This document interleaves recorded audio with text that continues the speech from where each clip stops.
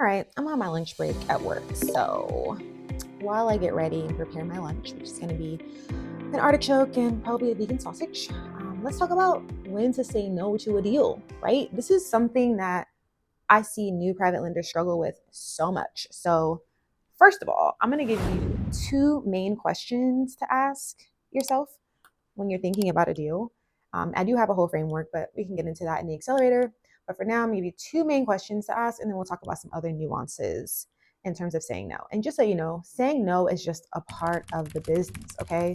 Think about how many people apply for credit cards or loans, mortgages, and they get a no, right? So as a private money lender, you will have to say no. And we'll talk about when you know you'll have to say no. So first of all, one of the first things you want to ask yourself, which I know seems super simple, is do I even want to do this loan? I know that sounds so basic, but I often see new private lenders looking at the loan information. So maybe a borrower has posted the information on a Facebook group, or maybe they even posted it in Lenders and Friends. And the private lender is looking at it and they're like, it says this and it says that, and and they go through all this analysis.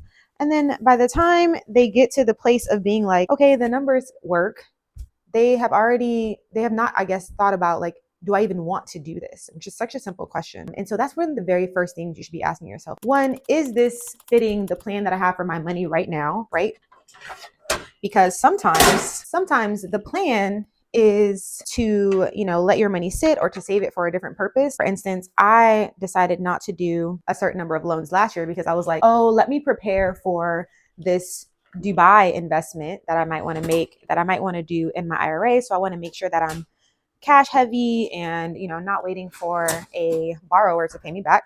So that came up. So I was like, okay, I shouldn't really be doing any loans. And so if I'm over here looking at these forums and stuff, and I see a loan opportunity, and my first thing is to start evaluating it instead of asking myself, like, do I even want to do this?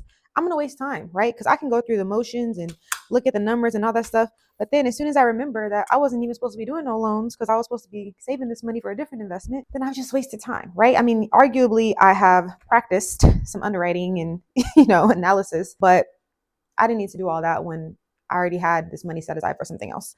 So the first question is, do you even want to do this loan? The second question is, does this fit my lending box or my loan box? It's been called a lot of different things. So your loan box or your lending box is basically, it's kind of like a buy box for real estate. So you are specifying the types of loans you'll do, the amount or the range of amount, your minimum interest rate or your range of interest rate, any upfront fees you charge, et cetera, et cetera. It's kind of like a dating profile for your lending business, right? And so you want to ask yourself, like, does this opportunity even fit my lending box?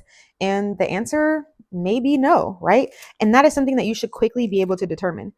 What makes it take a long time is if you do not have a lending box. If you just out here raw dogging your private lending business and being like, whatever comes, I'm just going to evaluate it as it comes. Like, no, right? You got 50 states that you're dealing with. You have all kinds of different types of industries, real estate, small business, all kinds of things. So you really need to be clear upfront about what it is that you want so that it's easier for you to say no to opportunities that do not fit what you stated that you want for your portfolio, right? And so that's where your loan box or your lending box comes in. Example, my lending box is fix and flip loans. That's one type. The second type is construction loans. So general contractors who need funds for their projects. And then the third type is restoration loans, right? Those are the three categories of loans that I'm willing to do at this time. In terms of states, I'm willing to do loans in Texas and Georgia. In terms of amounts, up to $50,000, nothing over that. In terms of time limit, I'm willing to do up to 8 months. Now, I know in a recent video I said, if the numbers look good and it's all right, I may be able to go a little longer, right? But just my general lending box is that, right? No more than 8 months, minimum profit of 10%. And I already said my states and my categories. I do not usually charge upfront fees, but I usually have the borrower pay for title, escrow, all those things. So that is just a snapshot of my lending box, right? And so that makes it very easy for me to make decisions about if I'm interested in something or not. So if I see a post or a request and it's like, oh, I need a DSCR loan in Tennessee for 5 years, like, I already know that this is not for me, right? First of all, I don't do DSCR loans. So as soon as I see that, it's time to go, right? I don't even need to look at this. Sometimes what will happen is you'll have a borrower submit your funding request form and you can quickly scan it and see like this is probably not for you, if you have your lending box or your loan box in order. Sometimes you'll be just having a conversation with someone, and if you have your lending box or your loan box clear, you'll be able to quickly say to them, what that is, what your requirements are, and if this is something that you'd be interested in, or if you're going to refer them to someone else. So those are the two questions that you definitely need to have answered before you even start talking to people, right? Do I even want to do this? And there's various reasons why you may not want to do it. Like sometimes it just don't feel right, and that's okay, right? You don't need to force it. If it don't feel right, then let it go. Okay. There's plenty of opportunities, tons of people who want your money and who need your money for their projects.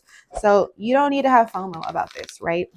And I see that a lot. I see new lenders feeling the pressure to like hurry up and get into a loan. And they're like, oh my gosh, I've got my certification like a year ago and I still haven't done a loan. And it's like, it's okay. Like if you've been looking at loan opportunities and your money is not just sitting idle, like you don't need to rush it, right? Wait till the right opportunity comes.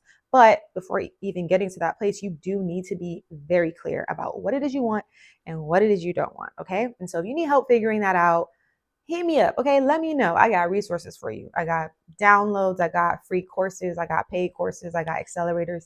I got the juice. I got the sauce. Let me know. Okay. You can book a call, do what you got to do. We can figure it out. Get your loan box going, get your lending box ready. And I can help you come up with some ways to say no very quickly. And that'll help you get to a yes much faster. Okay. So in the meantime, keep calm and lend on, and I will see you next time.